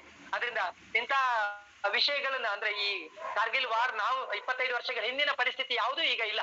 ಈಗೆಲ್ಲ ಸೊಫಿಸ್ಟಿಕೇಟೆಡ್ ಆಗಿ ಬಂದಿದೆ. ಎಲ್ಲರೂ ಕಂಪ್ಲೀಟ್ ಇಕ್ವಿಪ್ಮೆಂಟ್ ಆಗ್ಲಿ, ಅವರ ಡ್ರೆಸ್ಸಸ್ ಆಗ್ಲಿ, ಅವೆಲ್ಲ ಕಂಪ್ಲೀಟ್ ಸೆಕ್ಯೂರ್ಡ್ ಆಗಿದೆ ಈಗ. ಅದರಿಂದ ಏನು ಇದಿಲ್ಲ. ಆದ್ರೆ ಅಷ್ಟು ಇದ್ರಲ್ಲೂ ಸಹ ತಮ್ಮೆಲ್ಲರ ಆಸಕ್ತಿ, ತಮ್ಮೆಲ್ಲರ ಇಂಟ್ರೆಸ್ಟ್ ಎಲ್ಲಕ್ಕೂ ಪ್ರತಿಯೊಂದು ಸೈನಿಕ ಮನಸ್ಸು. ಯಾಕಂದ್ರೆ ಯುದ್ಧ ಮಾಡುವಾಗ ಸಹ ಯಾವ್ದೋ 22-23 ವರ್ಷದ ಹುಡುಗ ತನ್ನ ಪ್ರಾಣ ಹೋದ್ರೂ ಚಿಂತೆ ಇಲ್ಲ ಅಂತ ಯುದ್ಧದಲ್ಲಿ ಭಾಗವಹಿಸ್ತಾನಲ್ಲ. ಯುದ್ಧಕ್ಕೆ ಈಗ ನಮ್ಮಲ್ಲಿ ನೆರೆ ಬರುತ್ತಲ್ಲ, ಮಳೆ ಬರುವಾಗ ಮೇಲ್ಗಡೆಯಿಂದ ಹೇಗೆ ಮಳೆಯ ಹನಿ ನೀರು ಬರ್ತದೆ, ಆ ರೀತಿ ಮದ್ದು ಗುಂಡುಗಳು ಕಂಟಿನ್ಯೂಸ್ ಬರ್ತಾ ಇರುವಾಗ ಸಹ, ಯಾಕಂದ್ರೆ ಅವ್ರಿಗೆ ಒಂದು ಸ್ವಲ್ಪ ಶಬ್ದವೋ ಅಥವಾ ಒಂದ್ ಸ್ವಲ್ಪ ಚಲನವನ್ನ ಗೊತ್ತಾದ ಕೂಡ ಅಲ್ಲಿಂದ ಗುಂಡಿನ ಮಳೆಗೆ ಬಿಡ್ತಾರೆ. ಅಂತ ಗುಂಡಿನ ಮಳೆಗೆರಿಯುವಲ್ಲೂ ಸಹ ಇವ್ರು ಹೋಗಿ ಆ ಬಂಕರ್ನ ವಶಪಡಿಸ್ಕೊಂಡಿದ್ದಾರೆ ಅಂತ ಆಲೋಚನೆ ಮಾಡ್ಕೊಳ್ಳಿ. ನಮ್ಮ ಇವ್ರದ್ದು ಗಟ್ಸ್ ಎಷ್ಟಿರ್ಬೋದು ಅಂತ ನಮ್ಮ ಸೈನಿಕರದು. ಅದರಿಂದ ಇಂತಹ ವಿಷಯಗಳಿಗೆ ಹೋಗ್ಬೇಕಾದ್ರೆ ಭಾರತವೇ ಆಗ್ಬೇಕು, ಭಾರತ ಸೈನಿಕರೇ ಆಗ್ಬೇಕು. ಹೌದು ಸರ್, ಅದು ಹೇಳ್ತಾರೆ ಪ್ರಪಂಚದ ಅತ್ಯಂತ ಎತ್ತರದ ಯುದ್ಧ ಭೂಮಿ ಅಂತ ಹೇಳ್ತಾರೆ. ಅದನ್ನ ಸುಮಾರು 18,000 ಅಡಿಗಳಷ್ಟು ಎತ್ತರವಿದೆ. ಇದು ಯಾರಿಗೆ ಆಗಲ್ಲ. ಒಂದ್ ಕಡೆ ಸರ್ ನಂಗೊಂದು ಗೊತ್ತಾಗದೇ ಇರೋದೇನಂದ್ರೆ, ಒಂದ್ ಕಡೆ ಪಾಕಿಸ್ತಾನ್ ಬಾರ್ಡರ್ ಆದ್ರೆ ಸಿಯಾಚಿನ್ ಹತ್ತತ್ರನೇ ಹೋದಾಗ ಇನ್ನೊಂದ್ ಕಡೆ ಚೀನಾ ಬಾರ್ಡರ್ ಎರಡೂ ಇದೆ ಅಲ್ಲ. ಸೊ ಹೇಗೆ ಮ್ಯಾನೇಜ್ ಮಾಡ್ತಾರೆ ಸರ್? ಮತ್ತೆ ಬೆಟಾಲಿಯನ್ಸ್ ಅಂತೆಲ್ಲ ಇರುತ್ತಲ್ಲ ಸರ್, ಅದ್ರ ಬಗ್ಗೆ ಒಂಚೂರು ಹೇಳಿ ಸರ್. ಅಂದ್ರೆ ನಾವು ಓದೋದಲ್ಲಿ ಈ ಮೇಡಮ್ ಇಲ್ಲಿ ಏನಂದ್ರೆ ಸಾಮಾನ್ಯವಾಗಿ ಕಾರ್ಗಿಲ್ ನೋಡಿದ್ರ ನೀವು, ಆ ಕಾರ್ಗಿಲ್ ಅಂತ ಫ್ಲಾಟ್ ಜಾಗದಲ್ಲಿ, ಸಾಮಾನ್ಯ ಫ್ಲಾಟ್ ಜಾಗದಲ್ಲಿ ಬೆಟಾಲಿಯನ್ ಗಳೆಲ್ಲ ಇರ್ತವೆ. ಮೇಲ್ಗಡೆ ಇರುವುದೆಲ್ಲ ಪೋಸ್ಟ್ಗಳು. ಆ ಪೋಸ್ಟ್ ಗಳಲ್ಲಿ ಅಂದ್ರೆ ಕಟ್ಟೆಚ್ಚರದಿಂದ ಕಾವಲು ಕಾಯ್ತಾ ಇರ್ತಾರೆ. ಅದಕ್ಕೆ ಬೇಕಾದಾಗ ಹಿಂದ್ಗಡೆಯಿಂದ ಕಳ್ಸಿಕೊಡ್ತಾರೆ ಇವರಷ್ಟೇ. ಮೊದಲಾದ್ರೂ ಆಗಿತ್ತು. ಈಗ ಆ ರೋಡನ್ನು ಸಹ ಎಕ್ಸ್ಟೆಂಡ್ ಮಾಡ್ಬಿಟ್ಟಿದ್ದಾರೆ. NH1A ನಾನು ಯಾವಾಗ ನಿಮ್ಮದು ಹೇಳಿದ್ನಲ್ಲೋ ಅದನ್ನ ಪುನಃ ವೈಡ್ನಿಂಗ್ ಮಾಡಿದ್ದಾರೆ, ರೋಡ್ ವೈಡ್ನಿಂಗ್ ಮಾಡಿದ್ದಾರೆ. ಈಗ ಅಂತ ಅದು ಯಾವ್ದು ಇಲ್ಲ. ನಮ್ಮ ಡ್ರೋನ್ ಕೂಡ ಅಷ್ಟು ಕಟ್ಟಜ ಡ್ರೋನ್ ಥ್ರೂ ಅಷ್ಟು ಕಟ್ಟಜ ನೀವು ಈಗಾಗಲೇ ಇದೆಯಲ್ಲ ಪಾಲಿಸಿ ಸಹ ಬದಲಾಗುತ್ತೆ. ಯಾಕಂದ್ರೆ ನಮ್ಮ ರಾಜಕೀಯ ವ್ಯಕ್ತಿಗಳು ಬದಲಾದಾಗೆಲ್ಲ ಪಾಲಿಸಿಗಳು ಬದಲಾಗ್ತವೆ. ಆದ್ರೆ ಈಗ ಮೊದಲನೇ ಹಾಗೆ ನಾವು ನಮ್ಮ ಈ ಗಡಿ ರೇಖೆಯಿಂದ ಆಚೆಗೆ ಹೋಗಿ ಆಗುದಿಲ್ಲ ಏನೆಲ್ಲ ಒಂದು ಕ್ಷಣಕ್ಕೆ ಇದು ಬಂದ್ರೆ ನೀವು ನೋಡಿದ್ರಲ್ಲ ಏನಾಗಿತ್ತು ಅಂತ. ನಿಮ್ಮ ಮನೆಗೆ ಶತ್ರು ಎಲ್ಲಿದ್ದಾನೋ ಅವನ ಮನೆಗೆ ಹೋಗಿ ಅವನು ಹೊಡೆದು ಬರ್ತೀವಿ ಅನ್ನುವಂತಹ ತಾಕತ್ತು ಭಾರತ ಸೈನಿಕರಿಂದ ಈ ಅಂತ ಗಟ್ಸ್ ಇರುವುದರಿಂದಲೇ ಈಗ ಚೈನಾ ನಂಬರ್ 1 ಇರುವಂತ ಚೈನಾ ಕೂಡ ಹೆದರ್ತಾ ಇದೆ. ಪಾಕಿಸ್ತಾನದ ಕತೆ ಬಿಡಿ, ಪಾಕಿಸ್ತಾನ ಇಲ್ಲೇ ಇಲ್ಲ, ಈಗ ನಿರ್ನಾಮಾಗ ಹೋಗ್ಬಿಟ್ಟಿದೆ. ಅದು ರಾಜಕೀಯದಲ್ಲಿ ಕೂಡ ಹಾಗೆ. ಆದ್ರೆ ಸೈನಿಕರಿಗೆ ರಾಜಕೀಯ ವ್ಯಕ್ತಿಗಳು ಬದಲಾಗ್ಲಿ, ಯಾರೇ ಬದಲಾಗ್ಲಿ, ಪಾಲಿಸಿಗಳು ಬದಲಾಗ್ಲಿ, ಅವನು ಮಾಡುವಂತಹ ದೇಶ ಸೇವೆ ಇದರಲ್ಲಿ ಯಾವುದೇ ವ್ಯತ್ಯಾಸ ಆಗಿರುವುದಿಲ್ಲ. ಅದೇ ಸರ್, ನನ್ಗನ್ಸೋದೇನಂದ್ರೆ ಪ್ರತಿಯೊಬ್ರು ಒಂದ್ಸಲಿ ಆ ಕಡೆ ಹೋಗ್ಬೇಕು ಸರ್, ನೋಡ್ಬೇಕು. ಅವಾಗಷ್ಟೇ ನಮ್ಗೆ ನೋಡ್ದಾಗಷ್ಟೇ ಗೊತ್ತಾಗುತ್ತೆ. ಯಾಕೆಂದ್ರೆ ನಾವು ನೋಡ್ದಾಗ್ಲೇ ಗೊತ್ತಾಗಿದ್ದು ಅದು ಹೇಗಿರ್ತಾರೆ ಇಲ್ಲಿ, ಬದುಕದ್ ಹೇಗೆ ಅಂತ. ನಾವ್ ಒಂದ್ 2-3 ದಿನ ಟ್ರಿಪ್ಪೇ ನಮ್ಗೆ ಅಷ್ಟು ಕಷ್ಟ ಅನ್ಸುತ್ತೆ ಅಂತ. ಅದು ಒಳ್ಳೆ ಹೋಟೆಲ್, ಗಾಡಿ ಎಲ್ಲ ಇದ್ಕೊಂಡು, ರಕ್ಷಣೆ ಇದ್ಕೊಂಡು, ಬಟ್ ಅಲ್ಲಿ ಪ್ರತಿ ರೋಡಲ್ಲೂ ಯಾವಾಗ್ಲೂ ಸೈನಿಕರು ಯಾವಾಗ್ಲೂ ಇರ್ತಾರೆ, ಕ್ಯಾಂಪ್ಗಳಿರುತ್ತೆ. ಇದೆಲ್ಲ ನೋಡಿದ್ರೆ ಮಾತ್ರ ನಮ್ಗೆ ಮೋಸ್ಟ್ಲಿ ಅವ್ರು ಪಡ್ತಾ ಇರೋ ಶ್ರಮ ಏನು, ಮತ್ತೆ ನಾವ್ ಎಷ್ಟು ಸುಖಿಗಳಾಗಿದ್ದೀವಿ ಅಂತ ಅನ್ಸುತ್ತೆ. ಹಾಗಾಗಿ ನಾವು ಪ್ರತಿದಿನ ಅವರನ್ನ ಪ್ರತಿದಿನ ನೆನಪಿಸ್ಕೊಳ್ಬೇಕು. ಯಾಕೆಂತಂದ್ರೆ ಅದೇ ಕಾರಣ, ಅವರೇ ಕಾರಣ ಅಂತ ಅನ್ಸುತ್ತೆ. ಹೌದು ಸರ್, ನೀವೆಲ್ಲ ಇಲ್ದೇ ಇದ್ರೆ ಮೋಸ್ಟ್ಲಿ ತಮ್ಮ ಈ ಆಶಯಗಳೇ, ತಮ್ಮ ಈ ಹಾರೈಕೆಗಳೇ ಹಾಗೇನಿಲ್ಲ ಮೇಡಮ್. ನಾನು 28 ಲಕ್ಷ ಸೈನಿಕರಲ್ಲಿ ಒಬ್ಬ. ಅದರಿಂದ ನಾನಲ್ದಿನ ಮತ್ತೊಬ್ಬ ಇರ್ತಾನೆ, ಸೈನಿಕರಿದ್ದೇ ಇರ್ತಾರೆ, ಅದ್ರದ್ದೇ ಏನಿದಿಲ್ಲ. ಆದ್ರೆ ಅದೇ ಅಂತ ಒಂದು ಇದರಲ್ಲಿ ಆರೋದ್ರಿಂದ ಮತ್ತೆ ತಮ್ಮೆಲ್ಲರ ಹಾರೈಕೆಗಳು ಆ ಸೈನಿಕರನ್ನ ಅಂತ ಒಂದು ಕಷ್ಟಕರ ಸನ್ನಿವೇಶಗಳಲ್ಲಿ ಕೂಡ ಅವರನ್ನ ಅದಕ್ಕೆ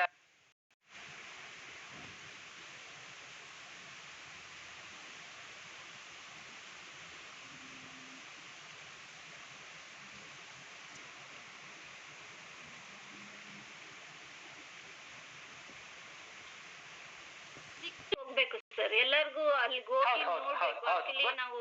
ಆಕ್ಚುಲಿ ದೇಶ ಮಾತ್ರನೇ ನಮ್ಗೆ ಅಹಂಕಾರ ಅನ್ನೋದಿರುತ್ತಲ್ಲ, ಅದು ಇಳಿಯುತ್ತೆ. ನಾವೆಲ್ಲ ಏನು ಅಲ್ಲ, ತ್ಯಾಗಗಳು ಮಾಡ್ತಾ ಇರೋರೆಲ್ಲ ಬಾಯಿ ಮುಚ್ಕೊಂಡು ಸುಮ್ನೆ ಇದಾರೆ ಅಂತ ಅನ್ಸೋದು ಮೋಸ್ಟ್ಲಿ ಅಲ್ಲಿಗೆ ಹೋಗಿ ನೋಡ್ದಾಗ್ಲೆ ಅಂತ ಅನ್ಸುತ್ತೆ. ಧನ್ಯವಾದಗಳು ಸರ್, ನಿಮ್ ಮಾತು ಕೇಳಿ ನಮ್ಗೆ ಸಂತೋಷ ಆಯ್ತು. ಮತ್ತೆ ಒಬ್ಬ 25 ವರ್ಷಗಳ ಸುದೀರ್ಘ ಸೇವೆ ಮಾಡಿರೋಂಥವ್ರು ನೋಡಿದಂತ ಒಂದು ಸಂತೋಷ ಆಗ್ತಾ ಇದೆ. Thank you very much sir. Thank you. Gopinath ಅವರೇ ನಮಸ್ಕಾರ. ನಂಗೆ ಒಂದು ಆಶ್ಚರ್ಯ ಇದೆ, ನಮ್ಮ ಸಮಾಜದಲ್ಲಿ ನೀವಿದ್ದು ನಾವು ಯಾರು ಗುರುತಿಸಿಲ್ವಾ ಅಂತ ಒಮ್ಮೆ ಇದಾಗ್ತಾ ಉಂಟು ನಂಗೆ. ಇದರಲ್ಲಿ ನೋಡುವಾಗ ನಮ್ಗೆ ಯಾವ ವಿಷಯ ಅಷ್ಟು ಗೊತ್ತಿಲ್ಲ ಅಲ್ಲ. ನಾನು ಇಲ್ಲಿ ಬರುವ ಮೊದ್ಲು, ಸುಬ್ರಹ್ಮಣ್ಯ ಸದನಕ್ಕೆ ಬರುವ ಮೊದ್ಲು ಏನಾದ್ರು ಹೇಳಿದ್ರೆ ಗೊತ್ತಿಲ್ಲ. ನಾನ್ ಬಂದ ನಂತರ ನಂಗೆ ಇದೆಲ್ಲ ಯಾವ ವಿಷಯವೂ ಗೊತ್ತಿಲ್ಲ. ಇವತ್ತು ನಾನು ಇದಕ್ಕೆ ಸೇರಿಸಿದ್ದಕ್ಕೆ ತುಂಬಾ ಖುಷಿ ಆಯ್ತು ನಂಗೆ. ಹಾಗೆ ನಾನು ಜಾಯಿನ್ ಆದೆ. ಹಾಗೆ ಮತ್ತೊಂದು, ನೀವು ರಿಟೈರ್ಡ್ ಆದ್ಮೇಲೆ ಮತ್ತೆ ಅಲ್ಲಿ ಹೋಗಿ ಎಲ್ಲ ನೋಡಿ ಬಂದ್ರ ಅಂತ ನಂಗೆ ಆಯ್ತು. ಅಲ್ಲಿ ಹೋಗಿದ್ರ ನೀವು ಎಂತ ಅಂತ? ಇಲ್ಲ, ನೀವಿದ್ದ ಪ್ಲೇಸ್ ಇಲ್ಲ ಅಲ್ಲಿಗೆ ಹೋಗಿಲ್ಲ. ನಾನು ರಿಟೈರ್ ಆದ್ಮೇಲೆ 10 ವರ್ಷ ನಾನು ಸಿವಿಲ್ ಕೆಲಸ ಮಾಡಿದೆ ಬೆಂಗಳೂರಿನಲ್ಲಿ. ಆಮೇಲೆ ಬಂದು ರಾಮಕೃಷ್ಣ ಆಶ್ರಮದ ಜೊತೆಗೆ ಜೋಡಿಸ್ಕೊಂಡೆ ನಾನು. ಆಮೇಲೆ ರಾಮಕೃಷ್ಣ ಆಶ್ರಮ ಜೊತೆಗಿನ ಎಲ್ಲ ಶಾಲೆ ವಿದ್ಯಾರ್ಥಿಗಳಲ್ಲಿ ಹೋಗುದು, ಮಾತಾಡುದು ಅಂತ ಪ್ರೋಗ್ರಾಮ್ಗಳಲ್ಲಿ. ಮತ್ತೊಂದು ವಿಷಯ ಏನಂತ ಹೇಳಿದ್ರೆ, ನಾವೊಂದು ಇಂತ ಈಗ ಈ ವಿಷಯಗಳು ತಮ್ಮ ನಡುವೆ ಈ ರೀತಿ ನಡೀತಾ ಇದೆ ಅಂತ ನಮ್ಗೆ ಈಗ ಗೊತ್ತಾಗುತ್ತೆ. ಆಗ ನಮ್ಮ ಡ್ಯೂಟಿ ಮಾತ್ರ ಮುಖ್ಯವಾಗಿರುತ್ತೆ. ಅಲ್ಲಿ ಡ್ಯೂಟಿ ಮಾತ್ರ ಮಾಡುದು. ನಮ್ಮನ್ನ ಆ ರೀತಿ ಏನಾದ್ರು ಮಾಡ್ತಾರೆ ಯಾವುದೇ ವಿಷಯವಾದ ಇದು ಅವನಿಗೆ ಇರುವುದಿಲ್ಲ ಸೈನಿಕನಿಗೆ. ನಾನು ಭಾರತ ಮಾತೆ ರಕ್ಷಣೆ ಮಾಡ್ತೇನೆ ಅಥವಾ ನನಗೊಂದು ಡ್ಯೂಟಿ ನಾನು ಆ ಸೇವೆ ಮಾಡ್ತೇನೆ ಅನ್ನೋದು ಮಾತ್ರ ಅಂತ ಹೆಚ್ಕೊಳುತ್ತೆ.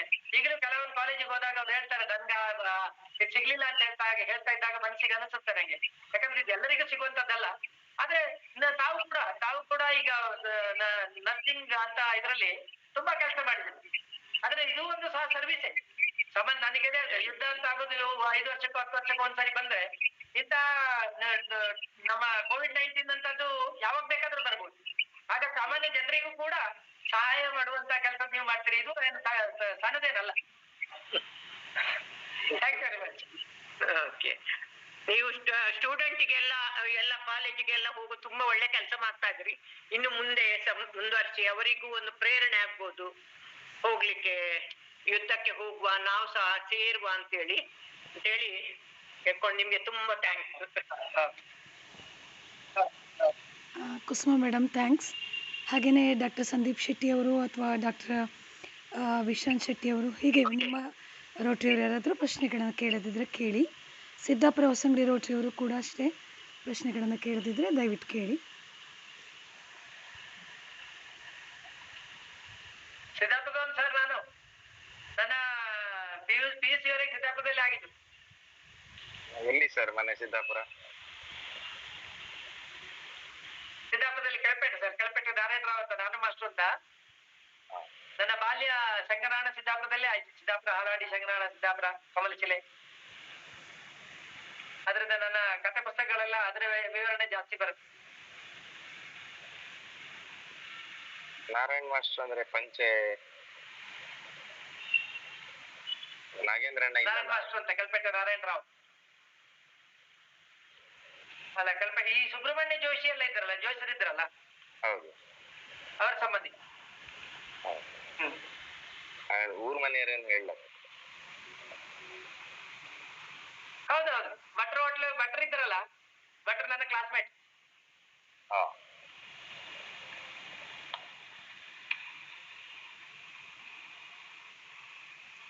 ಸಂಗನಾಳ ಕಾಲೇಜಿಗೆಲ್ಲ ಬಂದಿದ್ದೆ ಸರ್, ಸಂಗನಾಳ ಕುಂದಾಪುರ ಕಾಲೇಜಿಗೆಲ್ಲ ಬಂದಿದ್ದೆ ನಾನು ಸ್ವಚ್ಛ ಸೋಚಲ್ಲಿ. ಅಲ್ಲಿ ಮಕ್ಕಳಿಗೆ ಸ್ವಚ್ಛತೆ ಬಗ್ಗೆ ಪಾಠ ಮಾಡ್ಲಿಕ್ಕೆ. ಈಗ ನೀವೆಲ್ಲಿರುವುದು ಸರ್?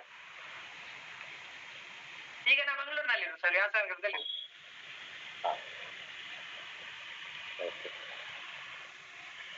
ರಾಮಕೃಷ್ಣ ಮಿಷನ್ ನ ಕಾರ್ಯಕ್ರಮ ಎಲ್ಲ ಮಾಡ್ತಾ ಇರ್ತೀನಿ. ಕೆಲವು ಯುವಕರಿಗಾಗಿ ತುಂಬಾ ಕಾರ್ಯಕ್ರಮ ಮಾಡ್ತಾ ಇದ್ದೀನಿ. ರಾಮಕೃಷ್ಣ ಮಿಷನ್ ಅದನ್ನ ಮಾಡ್ತಾ ಇದ್ದೀನಿ. ಕುಂದಾಪುರಕ್ಕೆ ಬರುವಾಗ ಭೇಟಿ ಮಾಡ್ತೇನೆ ಸರ್ ನಾನು. ಖಂಡಿತ ಸರ್, ಖಂಡಿತ ಸಿಗೋಣ.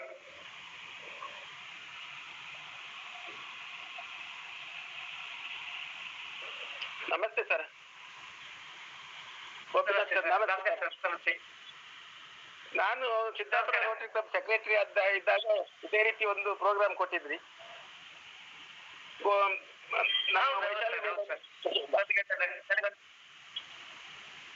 ಹೌದು, ಅವಕಾಶ ಸಿಕ್ಕಿತ್ತು. ಹೌದು ಹೇಳಿ ಸರ್. ನಿಮ್ಮ ಈ ಕಾರ್ಯಕ್ರಮ ತುಂಬಾ ಚೆನ್ನಾಗಿ ಬಂದಿದೆ ಸರ್.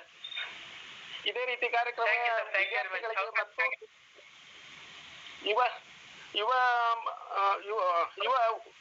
ಯುವಕರಿಗೆ ಸ್ಫೂರ್ತಿ ಆಗಲಿ ಅಂತ ನನ್ನ ಹಾರೈಕೆ sir. Thank you sir. Thanks sir.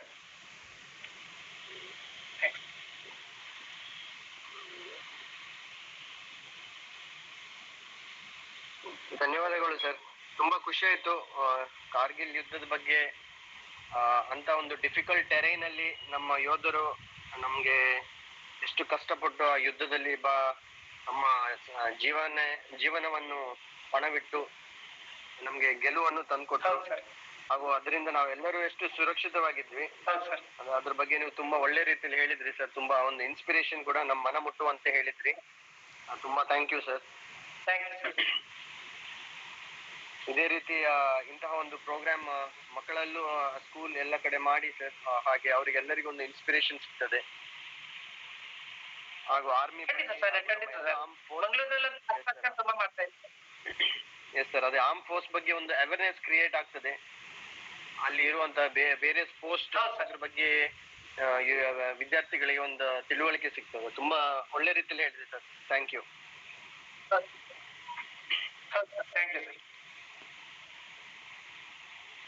ಯಾಕಂದ್ರೆ ಈಗಂತೂ ಅಗ್ನಿವೀರ್ ಅಂತ ಸ್ಟಾರ್ಟ್ ಆಗಿದೆ ಸರ್.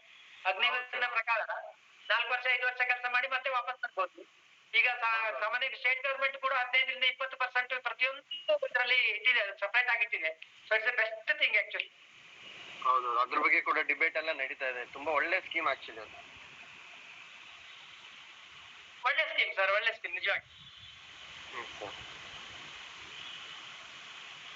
ವೈಶಾಲಿ ಮೇಡಮ್, ಇನ್ನು ಬೇರೆ ಯಾರಾದ್ರೂ ಮಾತಾಡ್ಲಿಕ್ಕೆ ಇದ್ದಾರಾ? ಯಾರು ಇನ್ನು ಮಾತಾಡ್ಲಿಕ್ಕೆ ಇಲ್ಲ ಅನಿಸುತ್ತೆ. ಸೊ ನಮ್ಮ ನಾಳೆಗಾಗಿ ಶ್ರಮಿಸುವಂತಹ ಸೈನಿಕರನ್ನು ನಾವು ಯಾವತ್ತೂ ಕೂಡ ನೆನಪಿಸ್ಕೊಳ್ಲೇಬೇಕು. ಹಾಗೆ ಕಾರ್ಗಿಲ್ ಯುದ್ಧ ಭೂಮಿಯ ಅಂದಿನ ಪರಿಸ್ಥಿತಿ ಮತ್ತು ಅವರ ಅವಿರತ ಹೋರಾಟದ ಬಗ್ಗೆ ನೀವು ನಮಗೆ ತಿಳಿಸ್ಕೊಟ್ಟಿದ್ದೀರಿ ಸರ್. ತುಂಬ ಧನ್ಯವಾದಗಳು ನಿಮಗೆ.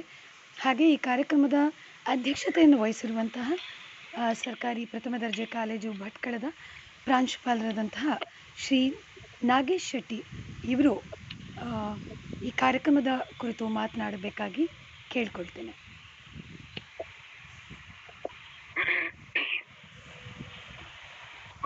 ರಿಯಲಿ ಸಾರಿ, ಬಹಳ ಬೇರೆ ಬೇರೆ ಕೆಲಸದಲ್ಲಿ ಸ್ವಲ್ಪ ಬ್ಯುಸಿ ಇದ್ದೆ ನಾನು. ಇವತ್ತಿಂದ ಯೂನಿವರ್ಸಿಟಿ ಎಕ್ಸಾಮ್ ಸ್ಟಾರ್ಟ್ ಆಗಿದೆ, ಹಾಗಾಗಿ ಸಂಪೂರ್ಣವಾಗಿ ನಿಮ್ಮ ಮಾತನ್ನ ನಾನು ಕೇಳಲಿಕ್ಕೂ ಕೂಡ ಸಾಧ್ಯ ಆಗಿಲ್ಲ. ನೀವು ಕೆಲವೊಂದು ನೀವೇನೇನ್ ವಿಷಯಗಳನ್ನ ಮಾತಾಡಿದ್ರಿ, ಕೆಲವೊಂದು ನಿಮ್ಮ ಅನುಭವಗಳನ್ನ ನೀವೇನ್ ಹೇಳಿದ್ರಿ, ಅದನ್ನ ನಾನು ಕೂಡ ಪಾಯಿಂಟ್ ಮಾಡ್ಕೊಂಡೆ. ಸೊ ಯೂಶಲಿ ಗೋಪಿನಾಥ್ ಸರ್ ಮಾತಾಡಿದ್ಮೇಲೆ ನಾವೇನು ಮಾತಾಡೋದು ಉಳಿದಿಲ್ಲ ಅಂತ ನಾನು ಅಂದ್ಕೊಂಡಿದ್ದೀನಿ. ಯಾಕಂತ ಹೇಳಿದ್ರೆ ಅವರು ನಿಜವಾದ ಅನುಭವವನ್ನ ಪಡೆದಂತವ್ರು.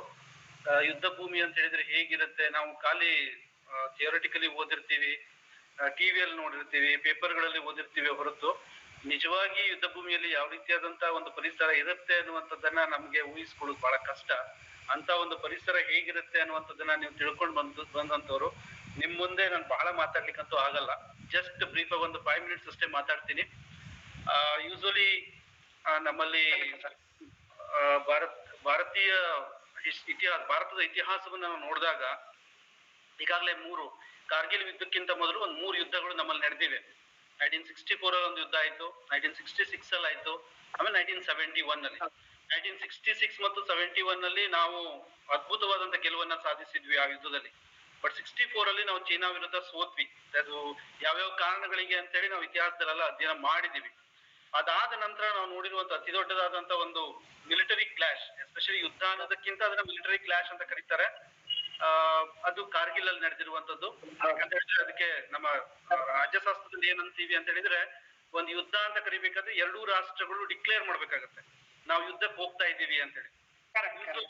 ಈ ಒಂದು ಕಾರ್ಗಿಲ್ ಯುದ್ಧದಲ್ಲಿ ಆ ರೀತಿಯಾದಂತ ಡಿಕ್ಲರೇಷನ್ ಆಗಿರ್ಲಿಲ್ಲ. ಅಂತ ಹೇಳಿದ್ರೆ ನಮ್ಮ ಭೂ ಪ್ರದೇಶವನ್ನ ಪಾಕಿಸ್ತಾನಿ ಆರ್ಮಿ ವಶಪಡಿಸ್ಕೊಂಡಿತ್ತು, ಅದನ್ನ ನಾವು ವಾಪಸ್ ಪಡ್ಕೊಳ್ಳಿ ಹೋರಾಟ ಮಾಡಿದ್ವಿ ಹೊರತು ಪಾಕಿಸ್ತಾನ ಜೊತೆಗೆ ನಾವು ಮಾಡ್ಕೊಂಡಿರುವಂತ ಒಂದು ಯುದ್ಧ ಅಲ್ಲ. ಬಟ್ ಯೂಶಲಿ ನಾವು ಅದನ್ನ ಏನು ಕಾರ್ಗಿಲ್ ವಾರ್ ಅಂತ ಕರಿತೀವಿ ಅಷ್ಟೇ. ಬಟ್ ಎನಿಹೌ ಆ ಟೈಮ್ ಅಲ್ಲಿ ನಾವು ನಿಯರ್ ಅಬೌಟ್, ನಾನು ಒಂದ್ ಕಡೆ ಓದಿರೋ ಪ್ರಕಾರ 500 ಚಿಲ್ಲರೆ ಸೈನಿಕರನ್ನ ನಾವೇನೋ ಕಳ್ಕೊಂಡಿದೀವಿ ಅಂತ ಹೇಳಿ.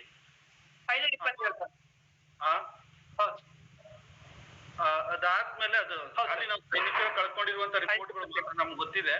ಅದರ ಜೊತೆಗೆ ಎಷ್ಟೋ ಸೈನಿಕರುಗಳು ತಮ್ಮ ಅಂಗಾಂಗಗಳನ್ನ ಕಳ್ಕೊಂಡಿರ್ತಾರೆ, ಎಷ್ಟೋ ಜನ ಏನು ಕಣ್ಣುಗಳನ್ನ ಕಳ್ಕೊಂಡಿದ್ದಾರೆ, ಎಷ್ಟೋ ಜನ ಅಂಗವೈಕಲ್ಯಕ್ಕೆ ಒಳಗಾದಂತ ಸೈನಿಕರನ್ನ ಕೂಡ ನಾವು ನೋಡ್ತೀವಿ ಆ ಸಂದರ್ಭದಲ್ಲಿ. ಆದ್ರೆ ಆ ಕಾರ್ಗಿಲ್ ಯುದ್ಧದ ಸಂದರ್ಭದಲ್ಲಿ ಒಂದು ಮಾತನ್ನ ನಾವಂತೂ ಹೇಳಲೇಬೇಕು. ಏನಂತ ಹೇಳಿದ್ರೆ, ಇಡೀ ದೇಶ ನಮ್ಮ ದೇಶದ ಪರವಾಗಿ, ಇಡೀ ದೇಶದ ಜನ ನಮ್ಮ ದೇಶದ ಪರವಾಗಿ ನಿಂತಿದ್ರು. ಜೊತೆಗೆ ಕಾರ್ಗಿಲ್ ಯುದ್ಧದಲ್ಲಿ ಸಂಪೂರ್ಣವಾದಂತ ಬೆಂಬಲವನ್ನು, ಹಣಕಾಸಿನ ನೆರವಿರ್ಬೋದು ಅಥವಾ ಫುಡ್ ಪ್ರೊವೈಡ್ ಮಾಡುವಂತಿರ್ಬೋದು ಅಥವಾ ಬೇರೆ ಯಾವ ರೀತಿಯಲ್ಲಿ ಮಾರಲ್ ಸಪೋರ್ಟ್ ಅಂತ ಕರಿತೀವಿ, ದಟ್ ಈಸ್ ಮೋರ್ ಇಂಪಾರ್ಟೆಂಟ್. ಈ ನಾವು ಸೈನಿಕರಿಗೆ ಕೊಡ್ಬೇಕಾದ್ರೆ ಏನು ಅಲ್ಲ, ಅವ್ರು ಏನ್ ಕೇಳ್ತಾರೆ ಸಫಿಸ್ಟಿಕೇಟೆಡ್ ವೆಪನ್ಸ್ ಜೊತೆಗೆ moral support of the people. But ಆ ಮಾರಲ್ ಸಪೋರ್ಟ್ ಏನಿದೆಲ್ಲ ಇಡೀ ದೇಶದಾದ್ಯಂತ ನಮ್ಮ ಸೈನಿಕರಿಗೆ ಆ ಸಂದರ್ಭದಲ್ಲಿ ಸಿಕ್ಕಿತ್ತು. ಸೊ ಅದು ಒಂದ್ ರೀತಿ ಈ ದೇಶವನ್ನ ಯುನೈಟ್ ಮಾಡ್ಲಿಕ್ಕೆ ಸಹಾಯ ಮಾಡಿರುವಂತದ್ದು ನಾವು ಒಂದು ಯುದ್ಧದಲ್ಲಿ ನೋಡ್ತೀವಿ. ಆ ಯುದ್ಧದ ಗೆಲುವೇನಿದೆಲ್ಲ, ಇನ್ನೊಂದು ರಾಷ್ಟ್ರಕ್ಕೆ ನಮ್ಮ ದೇಶದ ವಿರುದ್ಧ ಯುದ್ಧ ಘೋಷಣೆ ಮಾಡ್ಬೇಕು ಅಥವಾ ನಮ್ಮ ಭೂ ಪ್ರದೇಶವನ್ನ ವಶಪಡಿಸ್ಕೊಳ್ಬೇಕು ಅನ್ನುವಂತ ಮನಸ್ಥಿತಿಯೇ ಬರಬಾರ್ದು. ಆ ರೀತಿಯಾದಂತ ಒಂದು ಯುದ್ಧದ ಗೆಲುವನ್ನ ನಾವು ಆ ಸಂದರ್ಭದಲ್ಲಿ ಪಡೆದಿದ್ವಿ. ಯಾಕೆ ಅಂತ ಹೇಳಿದ್ರೆ, ಪಾಕಿಸ್ತಾನದ ಸೇನೆ ತಮ್ಮ ಸೈನಿಕರನ್ನ, ಸತ್ತ ಸೈನಿಕರನ್ನ ಇಲ್ಲೇ ಬಿಟ್ಟು ಹೋಗ್ತಾರೆ.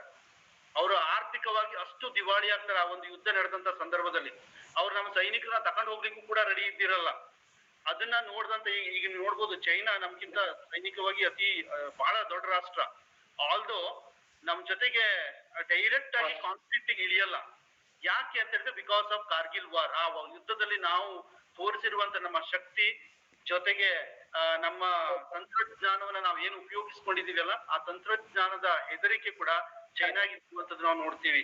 ಹಾಗಾಗಿ ಈ ದಿನದಂದು ನಮ್ಮ ಸೈನಿಕರು ನಮ್ಮ ದೇಶಕ್ಕಾಗಿ ಮಾಡಿದಂತಹ ಒಂದು ಬಲಿದಾನವನ್ನ, ಜೊತೆಗೆ ಇಡೀ ದೇಶ ಸೈನಿಕರ ಪರವಾಗಿ ನಿಂತಿರುವಂತ ಒಂದು ದಿನವನ್ನ ನೆನಪಿಸ್ಕೊಳ್ಳಿಕ್ಕೆ ನಾವು ಈ ದಿನವನ್ನ ಆಚರಣೆ ಮಾಡ್ತೀವಿ ಅಂತ ನಾನು ಅನ್ಕೋತೀನಿ.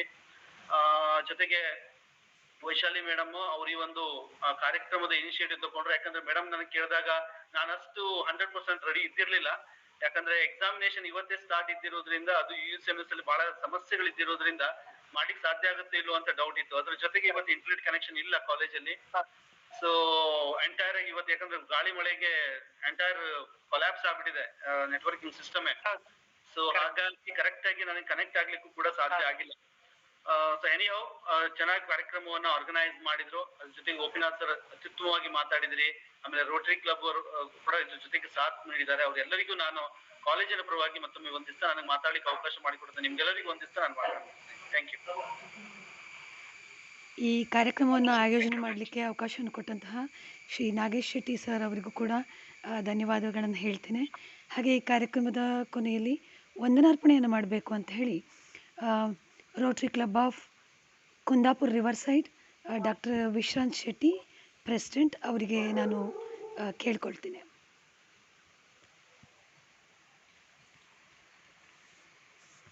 ಎಲ್ಲರಿಗೂ ನಮಸ್ಕಾರ.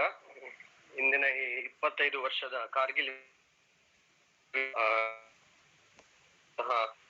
ಬೆಳ್ಳಳ ಶ್ರೀ ಗೋಪಿನಾಥ್ ರಾವ್ ಹಾಗೂ ಅವರ ಒಂದು ಇನ್ಸ್ಪಿರೇಷನ್ ಗಳ ಮಾತಿಂದ ನಮ್ಮೆಲ್ಲರ ಮನ ಮುಟ್ಟಿತ್ತು. ಸೊ ಇದಕ್ಕೆ ನಮ್ಮೆಲ್ಲರ ವತಿಯಿಂದ ಒಂದು ವಂದನೆಗಳನ್ನು ಹೇಳ್ತೇನೆ ಸರ್. ಧನ್ಯವಾದ ಸರ್. Thank you. ಮತ್ತೆ ಈ ನಮ್ಮ government first grade college Bhatkal ಇದರ ಪ್ರಾಂಶುಪಾಲರಾದ ನಾಗೇಶ್ ಶೆಟ್ಟಿ ಅವರಿಗೂ ವಂದಿಸುತ್ತೇನೆ. Thank you sir.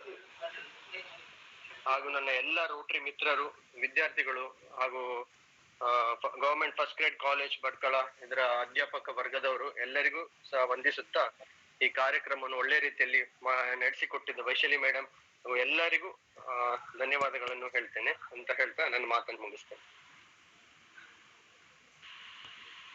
ಈ ಕಾರ್ಯಕ್ರಮದಲ್ಲಿ ಭಾಗವಹಿಸಿದಂತಹ ಎಲ್ಲರೂ ಕೂಡ ಮತ್ತೊಮ್ಮೆ ಧನ್ಯವಾದಗಳನ್ನು ಹೇಳ್ತೇನೆ. ಹಾಗೆ ರಿಸೋರ್ಸ್ ಪರ್ಸನ್ ಆಗಿ ಬಂದಂತಹ ಗೋಪಿನಾಥ್ ಸರ್ ಅವರಿಗೆ ವಿಶೇಷವಾದಂತಹ ಒಂದು ಧನ್ಯವಾದಗಳನ್ನು ಹೇಳ್ತಾ ಈ ಕಾರ್ಯಕ್ರಮವನ್ನು ಇಲ್ಲಿಗೆ ಮುಗಿಸೋಣ ಅಂತ ಕೇಳ್ಕೊಳ್ತೇನೆ. ಜೈ ಹಿಂದ್ ಸರ್. ಅವಕಾಶಕ್ಕಾಗಿ ತುಂಬಾ ಧನ್ಯವಾದಗಳು. Thank you so much sir.